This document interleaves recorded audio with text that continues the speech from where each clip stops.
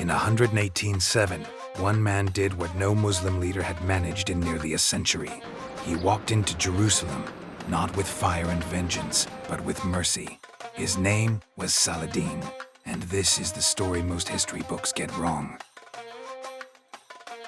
The year is 1909. European Crusaders stormed Jerusalem and massacred its inhabitants, Muslims, Jews, and even Eastern Christians. The streets ran with blood. For 88 years after that, the Holy City remained under Crusader control.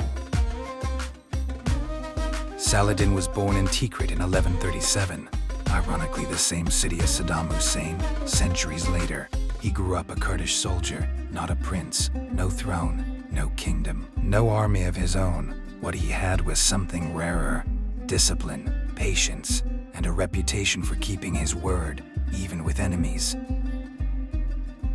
Before reclaiming Jerusalem, Saladin spent 12 years uniting a fractured Muslim world. He didn't just fight the Crusaders, he outmaneuvered the other Muslim rulers who cared more about their own power than any common cause. By 118-7, he had built the largest unified Muslim force the region had seen in a generation. The decisive moment came at the Battle of Hattin, July 4th, 1187. Saladin lured the Crusader army across a waterless desert in the peak of summer heat.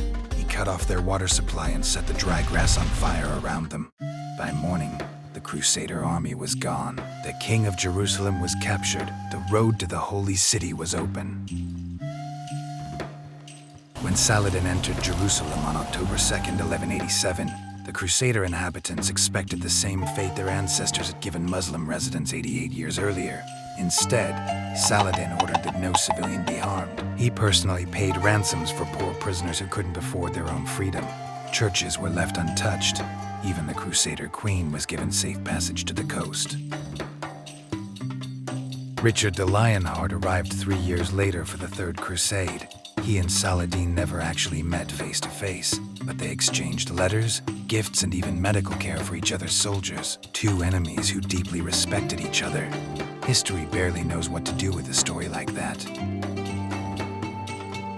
Saladin died in 119-3, broke. He had spent nearly everything he owned on his soldiers and the poor. His treasury held 47 dirhams and a single gold coin, not enough to pay for his own funeral. The man who conquered Jerusalem couldn't afford a grave. If that doesn't tell you who he was, nothing will. If you want more stories like this, the ones they left out of your textbooks, subscribe. New chapter dropping in a few days.